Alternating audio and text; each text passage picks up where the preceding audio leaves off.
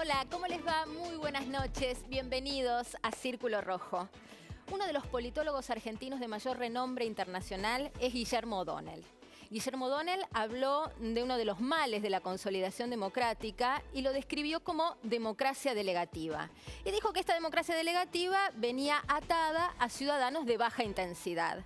Todo esto para contarles qué es el Círculo Rojo. Es todo lo contrario a lo que dijo O'Donnell. Somos ciudadanos de alta intensidad, preocupados por la política, ocupados en la cosa pública. Somos los que queremos saber de qué se trata. Venga, acompáñeme.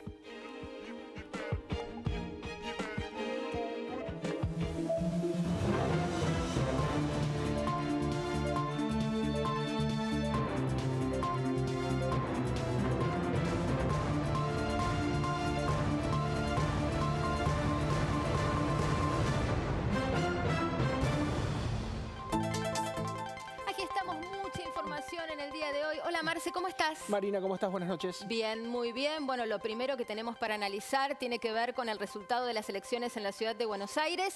Sorpresa para algunos, por lo menos la distancia entre Larreta y Lustó. Batacazo alguna de las calificaciones que se escucharon. ¿Y otra vez fallaron los encuestadores?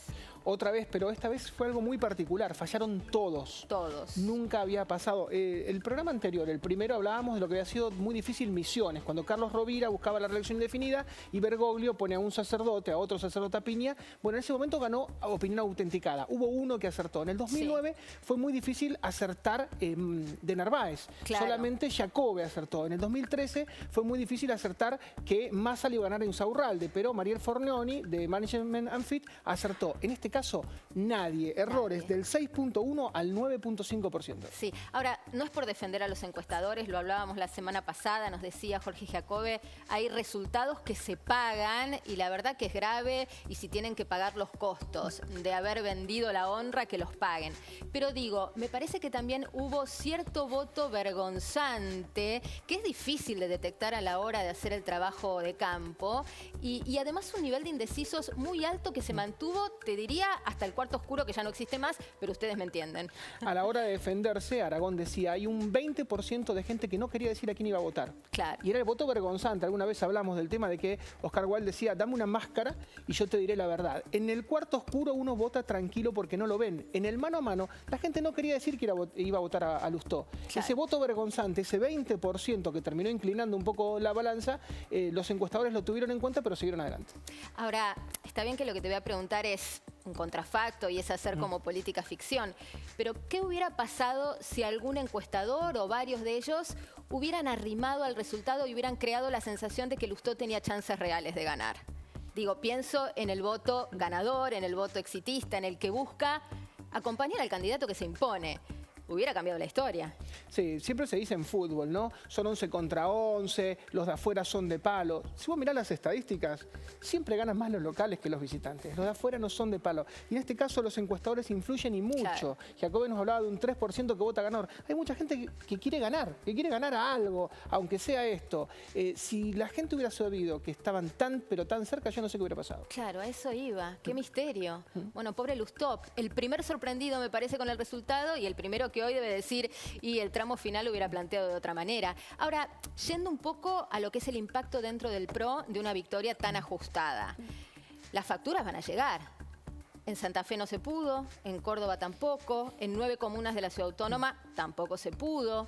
¿Cómo queda Macri parado frente a las PASO presidenciales? El gran argumento de Scioli y del Frente para la Victoria es: Macri no tiene provincias, no tiene gobernadores, claro. Macri no tiene diputados, no tiene mayoría, no tiene senadores, no tiene mayoría y tampoco, no maneja ni siquiera las comunas del conurbano, no. Y de todo el conurbano lo único que tiene es en Vicente López a su primo, que va contra el japonés García. Complicado. Y va también contra Adrián Pérez, del masismo. Entonces, ¿cómo va a gobernar? Algunos, yo te digo la broma que hacen dentro del Frente para la Victoria. Le dicen, Macri baja las escaleras del Congreso después de jurar y un ganadero le pide la banda.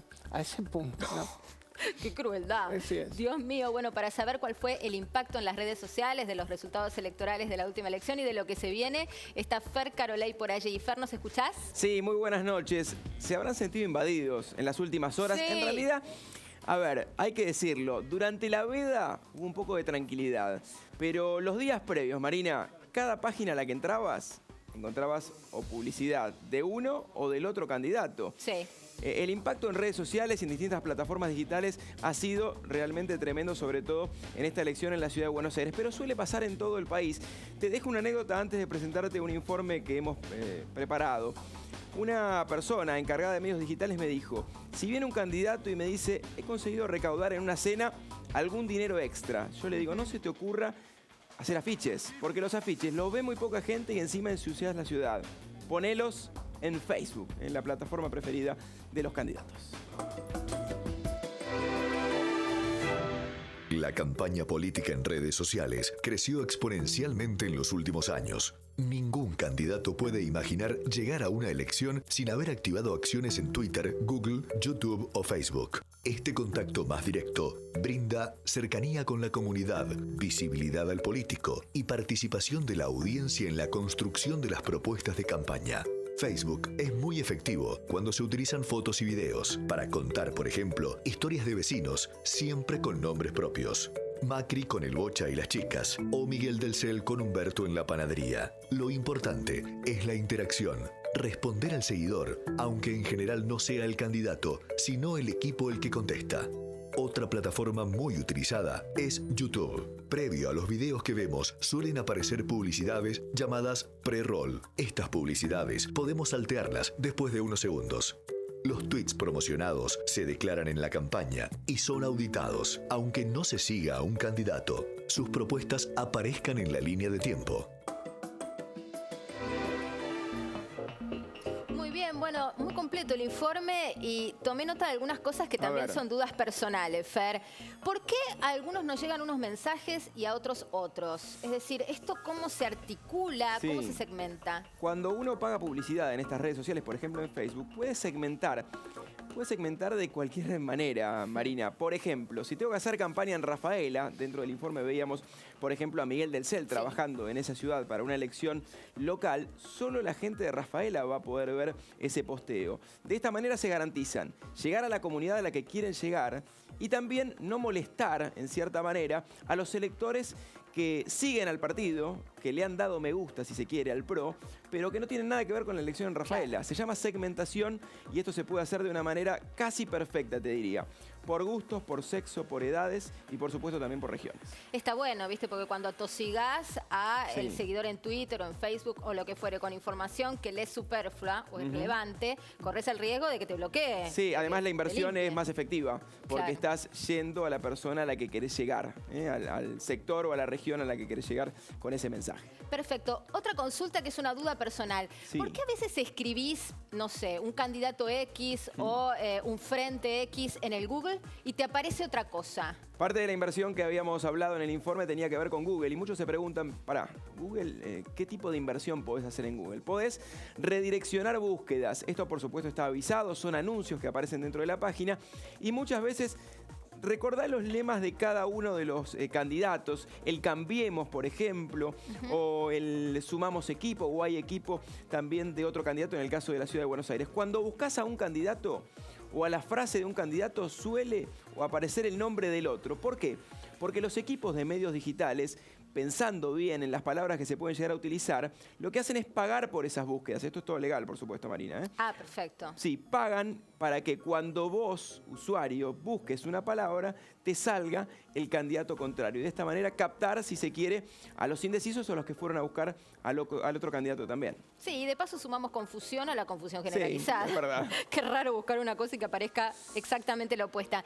Y lo último que se me ocurre es, ¿y ahora qué? Terminó la campaña en la Ciudad Autónoma. ¿Qué va a pasar con el Twitter de los distintos candidatos que nos atosigaban a tweets? Bueno, hablamos con un candidato particularmente y nos comentaba que en campaña son 4 los posteos diarios que hacía. O sea, 4 veces en el día contaba una historia a través de eso que te mostrábamos que era storytelling. Lo habrás visto, ¿no? Esas historias de Rosa me contó que en Barracas... Incomprobable. Incomprobable. Es más, me dijeron que a los candidatos les dicen, cuando tengas una historia, ponele nombre. No importa si no es Rosa, no importa si no es Antonio. Tiene que tener un nombre la historia. No puede ser una mujer me dijo en Palermo, una mujer me comentó en Barracas. tiene que haber un nombre en la historia y tiene que ver con esto que te contábamos del storytelling. Pero particularmente, durante la campaña, 4 posteos diarios realizaba este candidato, con 4 historias. Algunos que eran para sectores, por ejemplo, para regiones, y otros que eran generales para todos los seguidores. Cuando se termina la campaña, hay que seguir trabajando, Marina. El posteo, por supuesto, que será día por medio, pero siempre hay que contar una historia y mantenerse presente en la línea de tiempo, ya sea en Facebook, ya sea en Twitter. En otras redes sociales también se interactúa, pero particularmente lo marcábamos, Facebook es la que más le gusta a los candidatos, por lo menos en nuestro país. Mira vos, qué curioso eso, ¿no? Yo hubiera dicho que el Twitter, pero evidentemente está estudiado y es el Facebook. Sí, sabes que Twitter no tiene el impacto que muchos de nosotros creemos que tiene. Es más de gueto, ¿no? Es como si fuera un fenómeno entre nosotros los periodistas, que tenemos que ver con la comunicación y pensamos que el mundo, tiene mucho que ver con el ego también. Twitter y la realidad va por sus andariveles. Sí, además porque Facebook permite interactuar con más caracteres, permite recibir esas historias y tener respuesta por parte de los candidatos o a veces los equipos de los candidatos. Déjame comentarte lo último que está piola también. YouTube, seguramente mirarás videos en YouTube, alguna información o lo que te interese o sea curioso. Antes de los videos, ¿qué pasa?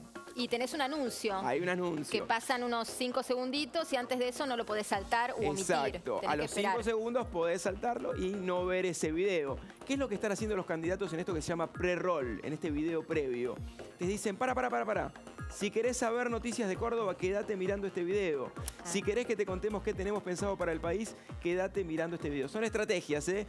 Muchas veces sirven, muchas veces funcionan y tienen que ver con todo esto que es trabajar en medios digitales. Perfecto. Se casa con mira telescópica, ¿no? Vas exactamente a donde querés. Y pensar que todo esto surgió como algo para levantarse minas, ¿viste? Que Mark Zuckerberg, claro, eran chicos... Bueno, no solo. Eran chicos de Harvard. Y sí, verdad. Dice, nosotros queremos en Harvard estar con Oxford, estar con Stanford, o estar con Cambridge y nadie más. Y justamente interactuar con las chicas. Mark Zuckerberg lo ve y crea este monstruo de Facebook que hoy domina el mundo, ¿no? Y es monstruoso realmente porque la precisión de la información puede llevarte, por ejemplo, a que sepas de cada usuario qué tipo de causas apoya, de acuerdo a los me gusta que utilizó. Claro. Si viste que había, no sé, galgos en una provincia que eran maltratados y le diste me gusta en realidad porque no te gustaba la publicación, ya está segmentado como una persona que defiende o tiene intereses, por ejemplo, con los animales maltratados. Y seguramente publicidades que tengan como referentes a cuestiones que tengan que ver con los animales irán direccionadas hacia vos.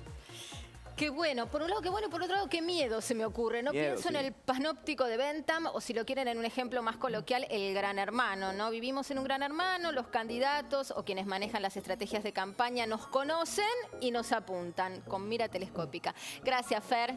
Nos reencontramos. Muchas gracias. Bueno, vamos a pasar al segundo informe de la noche que tiene que ver con un mal endémico en la Argentina, que es la falta de datos oficiales. Y en algunos casos los hay y mejor que no los hubiera, porque son un dibujo liso y llano. Yo tenía un profesor que decía siempre que hay 4 tipos de mentira. La mentira lisa y llana, la mentira piadosa, las encuestas y las estadísticas oficiales. Así que vamos a hablar de esto, de la falta de datos oficiales en la Argentina. Estos son los 7 ítems clave. Los medios argentinos ocupan buena parte de su tiempo discutiendo sobre las cifras de pobreza, inflación y femicidios, entre otras. Esto ocurre porque están faltando datos estadísticos oficiales en por lo menos 7 rubros estratégicos. 1. Desde principios de 2014, el INDEC discontinuó los estudios sobre pobreza. El ministro de Economía, Axel Kicillof, consideró que los mismos eran estigmatizantes y la presidenta anunció que el índice no superaba el 5%. Hoy existen varias mediciones privadas que no coinciden entre sí. La que más controversias generó fue la del Observatorio de Deuda Social de la UCA, que habló de 11 millones de pobres. 2. Pese a la marcha multitudinaria de Ni Una Menos, aún no existen registros de femicidios. Los únicos datos concretos son los que genera la Casa del Encuentro, que pasó de 200 casos en 2008 a casi 300 en 2013.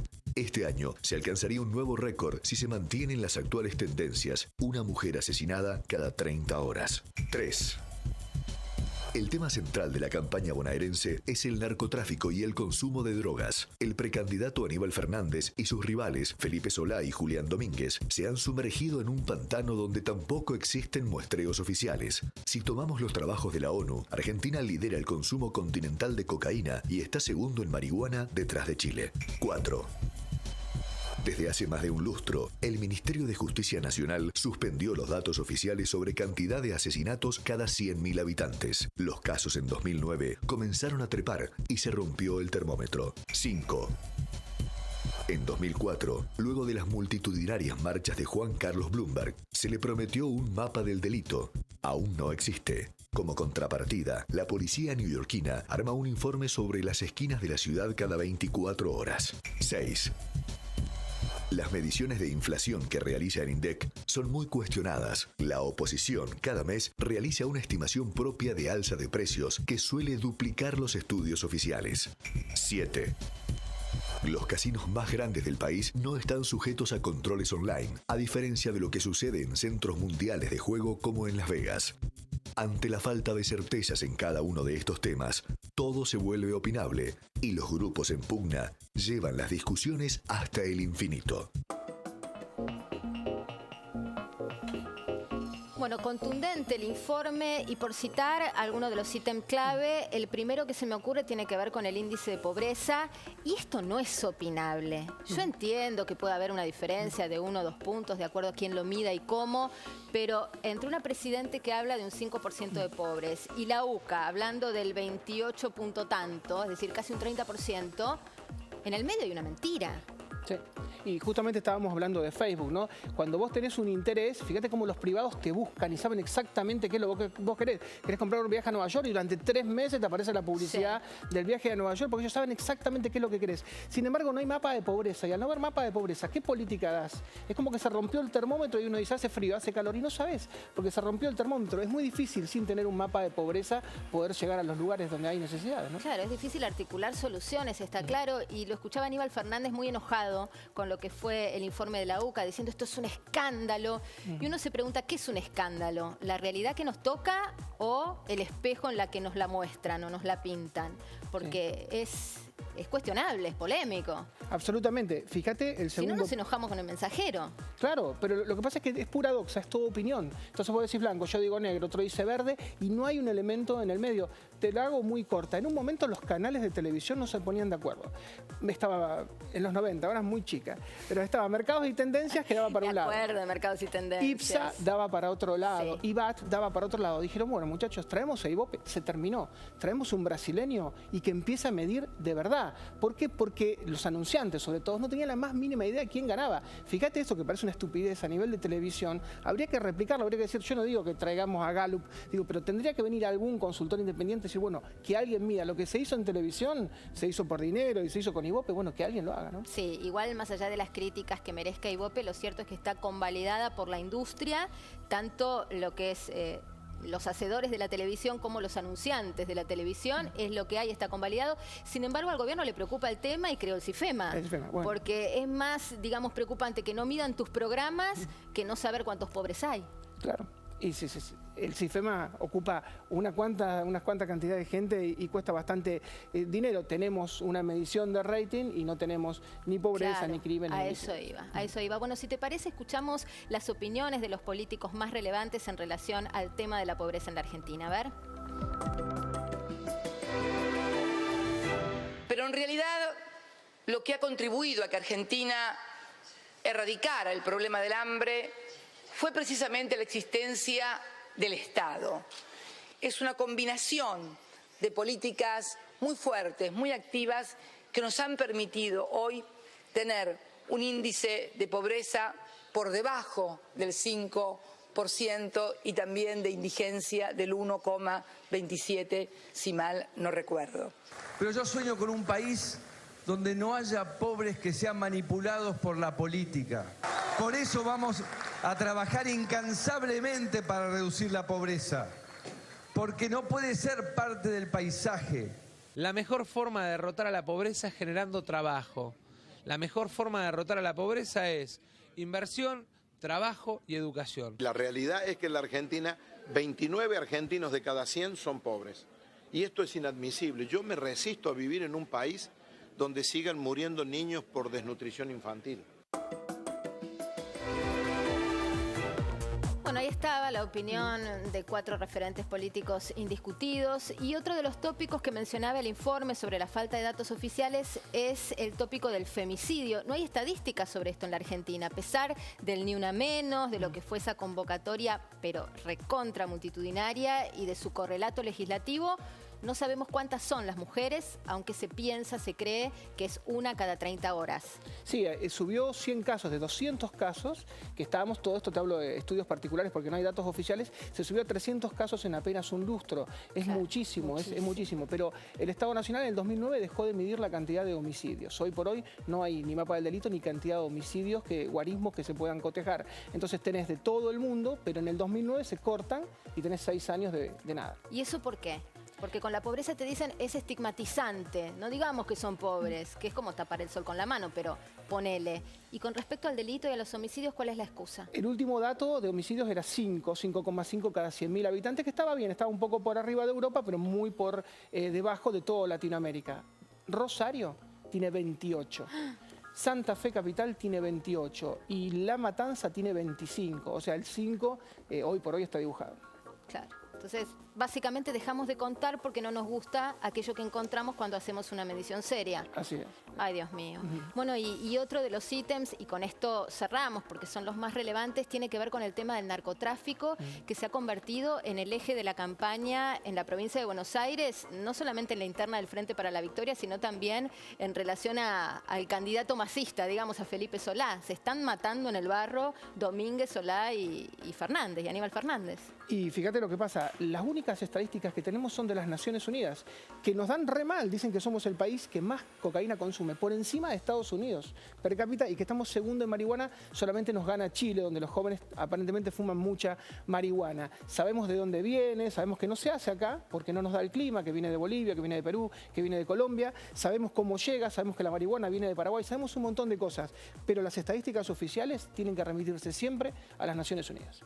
Bueno, y para cerrar, pensaba en el discurso de Aníbal Fernández, ¿no? Que pasó de decir que somos un país exclusivamente de tránsito a proponer, si no me equivoco, el fin de semana pasado, directamente en una gira promocional, una agencia de lucha contra el narcotráfico, lo cual ya habla de otra toma de posición. En el 2004, cuando fueron las marchas de Bloomberg, el país estaba conmocionado y prometieron la Agencia Federal de Investigaciones en ese momento, que era una DEA. Era una DEA donde iban a sacar gente de gendarmería, gente de prefectura, gente de la federal, la elite de la elite, la crema de la crema, en el año 2004. Pasaron 11 años y todavía no empezó.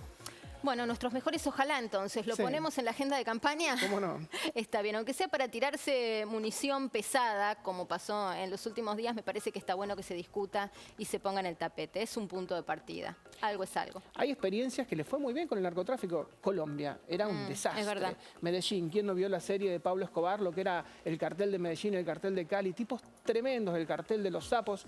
Y Medellín cambió. Y dieron vuelta a la ciudad y dieron vuelta a toda una historia. Entonces, no es que te tenés que ir a Finlandia, acá nomás, acá cerquita, y soluciones.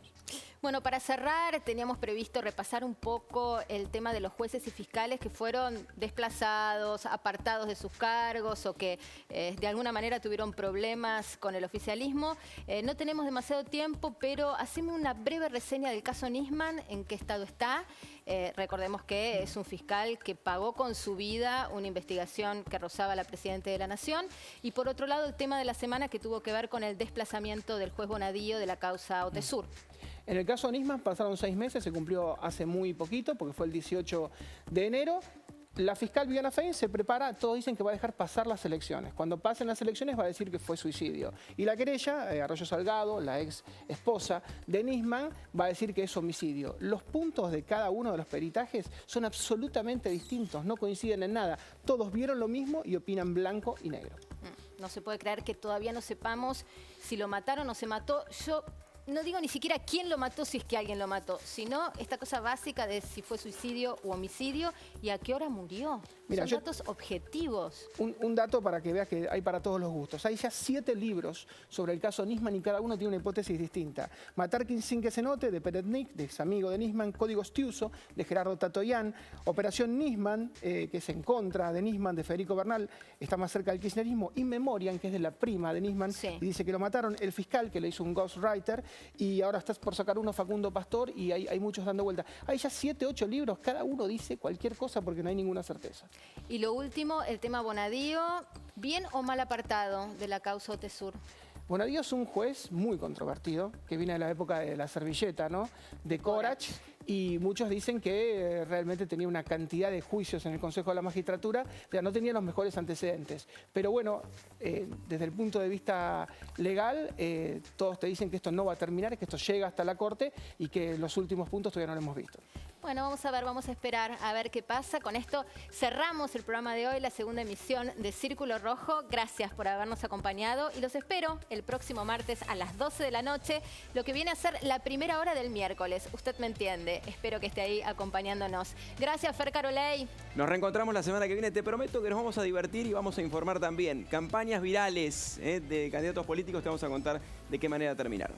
Perfecto, bueno, muchas gracias a todos. Gracias, Marce. Marina. Nos reencontramos el próximo martes. Chao.